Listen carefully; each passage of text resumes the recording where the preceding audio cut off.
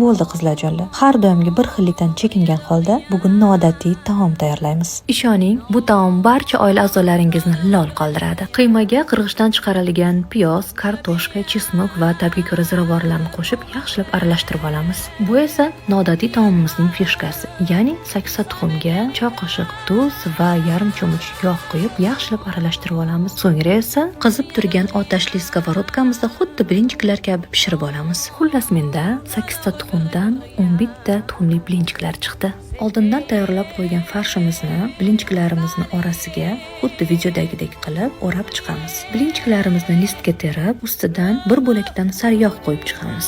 160 gradusda qizib turgan gaz pechida 30-35 daqiqa davomida pishirib olamiz. Judayam barakali. Bittasini o'zi ham juda to'yimli bo'lgan taomimiz tayyor. Yoniga xohlasangiz guruch, xohlasangiz pyure qo'yishingiz ham mumkin.